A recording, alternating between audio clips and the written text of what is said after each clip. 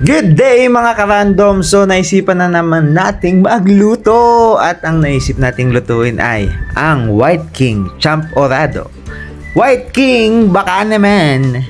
So dito sinimulan natin siyang pakuluan at pagkapakulo, haluin nyo lang siya, tapos dito nilagyan pa rin natin siya ng purong tableya para talagang tsokolateng-tsokolate yung lasa ng ating champorado. Tapos titimplahan natin siya ng asukal, yung nararapat lang na tamis para naman hindi nakakatusing, tamang-tama lang.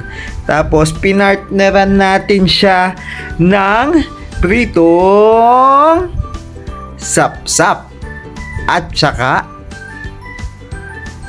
dilis.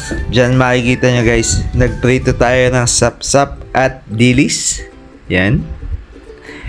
Sabi nga nila, magprito kayo ng sapsap at dilis at pag naamoy ng mga kapitbahay nyo, akalain nilang tuyo at sapsap lang lagi ang ulam nyo. Mindset ba? Mindset. Pero mas mahal pa yan sa karne. Ang mahal kaya ng kilo ng mga tuyo.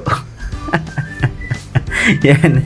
Nilagay natin siya sa paper plate na may papel para ma-absorb nung papel yung mantika. So ito nga, konting montage. Yan.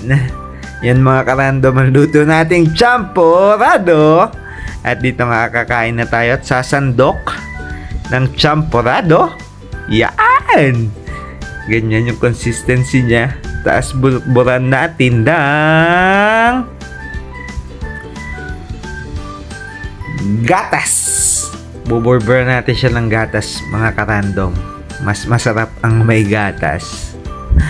Tapos yung alat nung sapsap at saka ng dilis, tapos yung tamis ng champorado, yung blending niya, yun ang masarap, yun ang the best sa mga Tagalipa, sa mga Batanggenyo. Sa alam niyo naman, nadadala lang yun ng mga ninuno natin kasi sinusubukan natin yan. Kakain na tayo, napapaindak tayo sa kinakain nating champorado at talaga namang napakasarap. Kaya guys, ano pa mga karandom, inyo nang subukan at huwag na mag-atubali, madali lang yung lutuin. Maraming salamat mga karandom. Please comment, like, and share. God bless.